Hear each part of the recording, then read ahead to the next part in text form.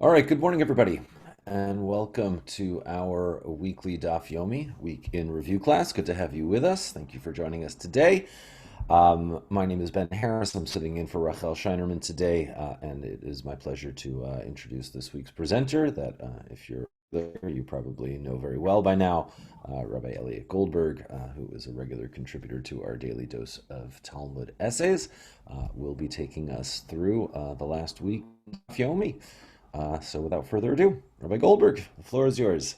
All right. Good morning, everybody. Welcome from near and far. I'm excited to be with you today. This week in Daf Yomi, we start chapter 12, which turns our attention to the Khalid ceremony. Which I don't know about for all of you. For me, it was a welcome arrival, a new chapter with a new topic. I see some nods on the screens as our exploration of all the various combinations of people who might have a relationship connected to right? Yibum got the Gemara drills down, and there are many different examples and many different nuanced conversations, and I was excited for something new. The Khalid ceremony is the ceremony through which when a woman and the brother of her deceased husband decide not to marry and not to have a child to carry on the name of the deceased husband, the Khalid ceremony is one that is the ritual that releases them from their obligation to wed and have a child, and involves going to the gates of the town and sitting before judges. And the woman removes a shoe from the man, and she spits on the ground, and she announces clearly that this is what will be done to someone who doesn't fulfill their obligation to carry on their brother's name, and they move on from there. And in this chapter in the Gemara and its ways, the rabbis dig into the details of the ceremony and try to figure out exactly what we're supposed to do. How many judges? Where's the gate of the town? How do all the steps actually happen? If you're a footwear buff, there are lots of details about ancient footwear and some fun and interesting stories from the rabbis. We learn of a time where Rabbi Yehuda, I think it was, goes out into the marketplace wearing 5 pairs of shoes, right? Think like small children playing in your closet that just put on like lots of different pairs of shoes on their feet. That's what I picture in my head. The commentators say maybe he's got different size slippers that sort of stack like the Russian dolls, but just not doll slippers. And of course, the rabbis in their imagination worry about all kinds of things. Like, what if a woman marries a man and he has a very young brother who sort of grows up in the household with this couple, and one day the husband dies, and it turns out that this young brother is now older, and he is the person who would do chalitza with the woman. But what happens if when he was a little kid and they were playing, if he ever playing around in the house like took off her shoe, does that count as chalitza and make it so we can't do chalitza today? So there's all kinds of interesting rabbinic digging into the ceremonies and some fun stories about shoes and things that only the rabbis could imagine that might be issues connected to chalitza. Today, however, I wanted to dig in a little differently and explore a different element of the text, something that comes up this week, but takes us to different corners of the Bible and the Talmud and the Midrash to nuance and understand more fully. And for me, it was a highlight this week, and I want to share it with you. So I'm going to share my screen. Oh, Ben, can you help me out here? Can you make me a screen sharer?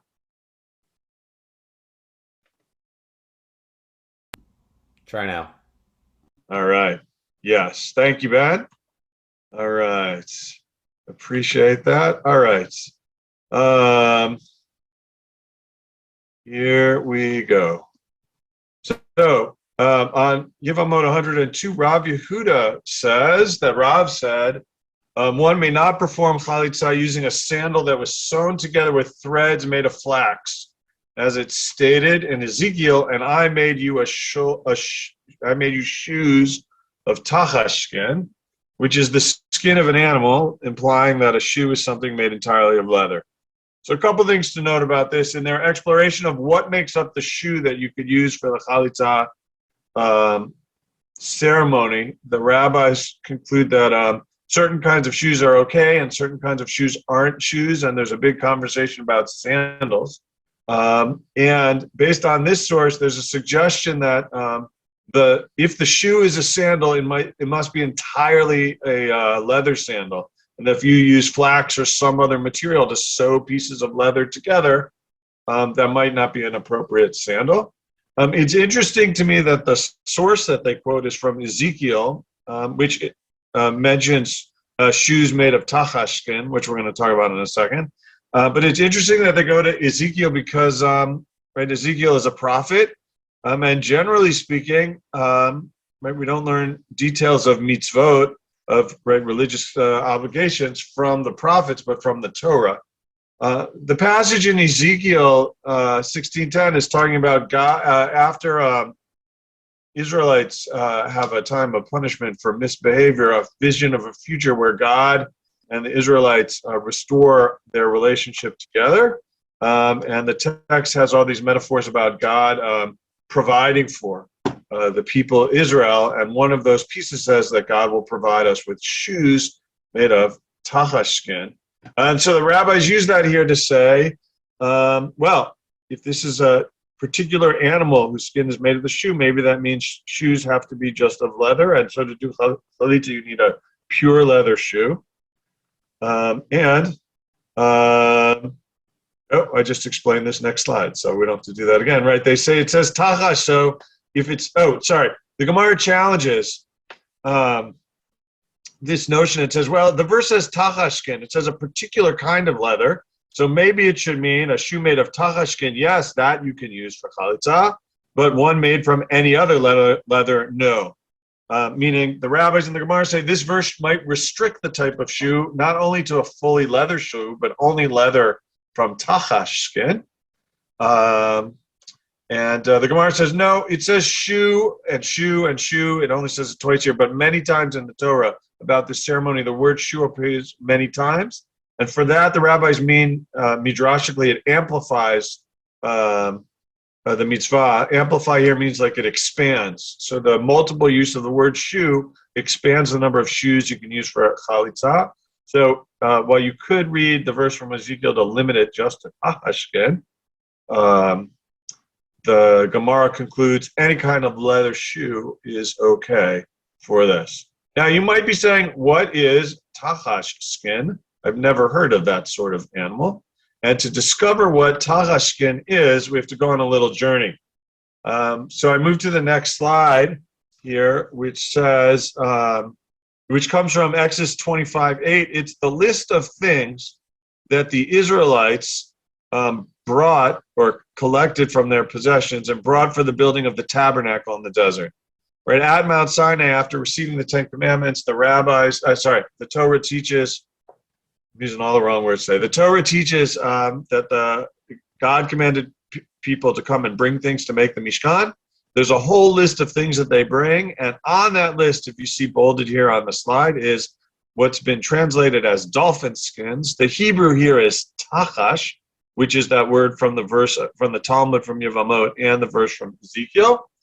The translators note that the meaning of the Hebrew term tachash is uncertain. Sometimes it's translated as dolphin. Sometimes some scholars think it should be translated as dugong, which is a manatee-like, also water marine animal like a dolphin. And it leads to a question like, where would the Israelites have possibly gotten dolphin or dugong skin while they were in the desert? There's a whole question about all the items of the list. How do the Israelites have gold and silver and copper and any of these things, right? They're leaving from slavery. They're wandering the desert, which doesn't have, right? The desert is deserted. It doesn't have a lot of stuff. That leads to lots of questions about where they got this from. Some rabbis and commentators say, if you remember, as the people were leaving rushing out of Egypt after the 10th plague, they asked the Egyptians, if they borrow from the Egyptians all kinds of things, and perhaps the Egyptians gave them these things. But we're not sure exactly where they might have got all these things from, and we're not even sure that dolphin skins or dugong skins are actually that, because the meaning of the Hebrew is a little uncertain.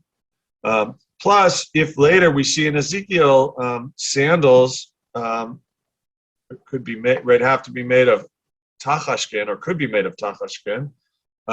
I don't know that we use dolphin skin for clothing. That might be an ethical issue for the PETA people out there. But I also know of all the different kinds of leather. There are other leathers that are stronger that we use for clothing and not dolphin skins. So what might be this animal for which you can make a shoe and use that shoe for chalitza that the Israelites may have had in the desert? We have some traditions about that, both rabbinic and modern, which I want to share with you today. So one, this is my favorite from Midrash Tanchuma, and happens to be my daughter Leora's favorite as well, because Rabbi Yehuda says the tachash was a large, pure animal with a single horn in its forehead and a skin of 6 different colors which roamed the desert. Rabbi Yehuda says the Israelites captured one of them, and from its skin they made a covering for the ark. So a few things here. I love this description. A single-horned animal with a single horn in the center of its forehead with skin of multi-colors. Well, it strikes me that Rabbi Yehuda might be describing a rainbow unicorn. Right, unicorns have, in terms of animals that would wander the desert, unicorns are the one-horned animal, and, multicolors could be rainbow unicorn. Strikes me that, in the land of rabbinic imagination about what's in the Torah, maybe they were referencing the unicorn here. Multicolored skin with the horn in the center. Rabbi Nehemiah builds on that and says he contended that it was a miraculous creature that God created just for this precise moment, and then it disappeared immediately thereafter from earth, meaning the tachash existed for the Israelites in the desert, and that was the only time. It was a miraculous animal God created for the purpose of being in the desert when the Israelites needed it to build the Mishkan, and it no longer exists today. Which maybe makes moot the Talmudic conversation that that they were having about the tachash sandal. Could that be used for chalitza? Because according to Rabbi Nehemiah, there was none. So maybe the tachash is a mystical creature that had a very short time on the earth. Maybe it's like a rainbow unicorn. Maybe it's like something else. Let's see some other things. If you might remember that the tachash came up before, if you've been with us for Daf Yomi, in Masechet Shabbat, where we have the following text. Rabbi Elliott said that Rabbi Shimon ben Lakish said that Rabbi Meir used to say the tachash that existed in the days of Moses was a creature unto itself, and the sages did not determine whether it was a type of undomesticated or a type of domesticated animal. So here's the rabbis want to categorize things, and they say, well, we know this was an animal that lived in the time of Moses, but it isn't around today. And because of that, we don't know if it's a domesticated animal or not. They repeat here, and it had a single horn on its forehead. And this tachash happened to come to Moses for the moment when the tabernacle was being built. And he made the tabernacle from it, and then it was suppressed, never found later. So that echoes what we heard before, but the Gemara also concludes from the fact that it said that the tachash had a single horn on its forehead, they concluded it was kosher. So they weren't sure if it was undomesticated or domesticated animal, but they did conclude that the tachash, based on the characteristics that we know that the tradition said that it had a horn, it must have been kosher, which strikes me as an interesting thing for them to be. For them to say, because if an animal only existed, according to this text and the other from the Midrash that we saw, if it only existed in this particular time, if it only existed while the Israelites were wandering in the desert as they were building the Mishkan, and they used the tachash that was there to build the tabernacle, it's almost a moot question if it's kosher or not, because there isn't another one anytime later for us to think about whether or not we could eat. But the rabbis in the Gemara still um, wanted to categorize it. They didn't know if it was domesticated or undomesticated, but they concluded that it was kosher. All right. Next source in the same source. Next text from the same source in Masechet Shabbat. Sorry. The rabbis say. Sorry. I keep moving the slide. My apologies.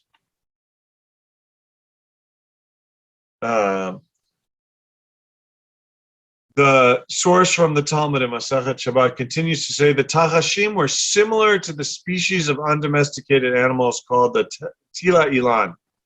And the Gemara asks, but isn't the Tila Ilan a non-kosher creature? Right? If it's similar to this other species, how could one be kosher and one not be kosher? The Gemara amends the statement. This is what Rabbi Nechemia meant to say. It was like a Tila Ilan in that it was multicolored. However, it was not actually a Tila Ilan, and therefore the Tila Ilan is non-kosher. And here the covering of the tent was made from kosher animals. So in this statement, we continued exploration by the rabbis to try to determine what this animal is, and they have another animal that they want to compare it to. And part of that comparison has to do with it being multicolored, a similar theme to what we saw in the source before. But the similar species, the similar animal, Tila Ilan, is a non-kosher animal, and the Tachash, say the rabbis, is a kosher animal. And we have a hint here as why it matters to them if it's a kosher animal. I said before, right, they're not going to eat it because there aren't anymore. But if this animal skin was used for the Mishkan, the rabbis hoped that, or wanted, or read into the text that, right, if we're going to build a tabernacle and use animal products for it, it makes sense that the holy space in which God's Spirit will reside should be made from kosher animals. Now, while this text might be clarifying in some ways, it adds, though, I think, more ripples. Like, what's a tachash, we were asking? And now we have this question, what's this animal, Tila Ilan? And the only hint we have is what they said before, many colors, which Rav Yosef adds a piece to that. He notes that tachash in the Aramaic translation of the Torah is called saskona. That's the Aramaic word that's used to describe saskona, and he explains that to mean this animal rejoices, sas, like sason in Hebrew, and many colors, givanim, meaning it's like it has different shades, and that gives us a little bit the Aramaic of the language of the different shades of this particular species. So what does that mean? Well, we have to jump a little to the modern period to get a sense of what some possibilities are. Sorry that the picture's a little blurry, although it appears to me to be a night photo, so maybe it's blurry. The Tila Ilan, we have a little bit of a sense of what it is, and this text comes from Adin Steinsaltz's commentary on the Gemara. He and his scholarship uncovered that there's a relationship between the Tila Ilan and the spotted genet, not sure how to pronounce that, sorry, which is a cat type creature that has a multicolored skin, which you can notice like the stripes in the tail. And here's a multicolored animal, an animal with multicolored skin could be the Tila Ilan, which might then be, if the Gemara is right, related to what the Tachash was, some sort of cat with striped skin, although here the cat is not a kosher animal, so you'd have to convert it to some kind of kosher animal to fit what the Gemara just said. But this is a creature that's known to exist in the Middle East. We have evidence of these sorts of cats being in the ancient Egyptian world, not just as wild animals, but also as domesticated animals. And they have red, yellow, and orange and black shades to their stripes. Not quite unicorn-esque, but multicolored, like the rabbinic tradition says, and potentially some image of what the tachash might be. But that's not the only option. If you're reading from the Steinsaltz commentary, you'll see this page in this week's daf that says the tachash. A little more digging into the tachash, right? Steinsaltz suggests here in Yevamot that the tachash might be what we think of today as what we call today the narwhal, pictured here, right? It's a marine animal that has a protrusion from its mouth that sort of looks like a horn. It's a tusk. You can see it in the picture, I hope, on your screen. Preserves the tradition that this animal, the tachash, had some kind of horn coming out of its head. And preserves the tradition that was some kind of marine animal, like the translators who say either dugong or dolphin. But in order to incorporate these other traditions in, some scholars think that perhaps the tachash is more closely related to the narwhal, which it's possible that any of these marine animals were in and around the Red Sea, which is near the Sinai Desert where the Israelites were. So possibly that's one of the animals. In this commentary also, though, he notes that some of the descriptions compare the tachash back to the tila ilan, which is some sort of the cat. He says the tila ilan has a horn on its forehead on this page, but his picture of the tila ilan from a different Masechet, I don't see the horn in the picture or a mention of it. So if I could ask Steinsaltz, I would ask him to try to resolve the contradiction. But he adds a new ripple to this, citing the work of Professor Yehuda Felix, who suggests that perhaps the tachash is a giraffe, also a creature with horns coming out of its head, also a creature with multicolored skin, and potentially, if it's related to the giraffe has many characteristics of kosher animals. In fact, the giraffe could be the kosher animal. The problem, not that so many human societies eat giraffe, but the reason why the giraffe is not kosher is because the giraffe's neck is so long. The rabbis couldn't determine where on the neck you're supposed to do shrita, the ritual slaughter of an animal you're going to eat. But the giraffe chews its cud. It has split hooves, has other characteristics. But while it could be kosher, its long neck saved it from being kosher and then being consumed by Jews. But another possibility besides dolphin, manatee, some kind of spotted cat with a striped and tail, or narwhal is also giraffe. All right, I'm going to take down this slide and come back to you.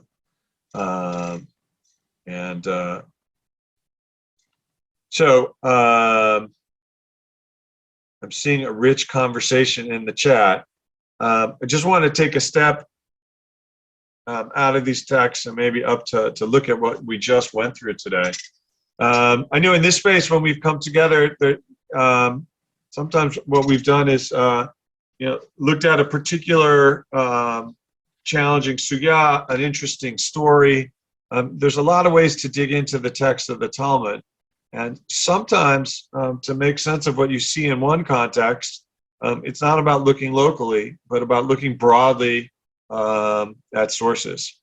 In this day and age, it's easy to do in that if you open up a website like Safaria and you type in the word tachash in Hebrew,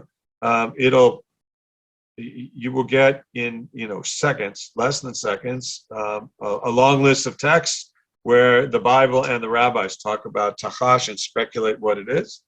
And it helped add some color, maybe not multi-stripe rainbow unicorn color, but help add some color to the conversation on today's daf. Right, we have a reference to Ezekiel about God making sandals for the Jewish people and making them out of tachash leather. And then there's the question, what is tachash? What are the rabbis talking about? And as I explore this, I have a certain sense that just like we're not totally sure what a tachash is, The rabbis also weren't totally sure of what the tachash is. But through this exploration, we're able to see a few biblical references, one in Shemot and one in Ezekiel, a number of midrashim, and some more practical, trying to identify a particular animal that parallels something in existence, and some a little more mystical, like the unicorn or a one-time existing animal. And then if we move forward to modern sources, modern scholars who have different understandings and access to material about animals and animal species, give us other suggestions about what this animal might be. Does this necessarily bring us any more clarity to know for sure? No, I don't know that we could ever for sure know what a tachash might be, but it is an image that's cited both in biblical and rabbinic literature. And for me, anyways, the journey of trying to dig into the text and see what the rabbis thought it could be and what it might be makes it kind of fun. And sometimes that inspires modern literature. Oh, I forgot to bring the link.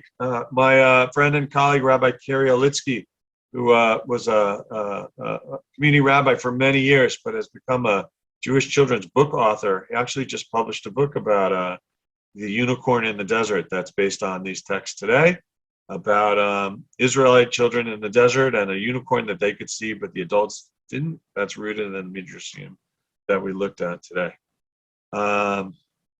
Anyways, that is what I have to, those are the words I have to share.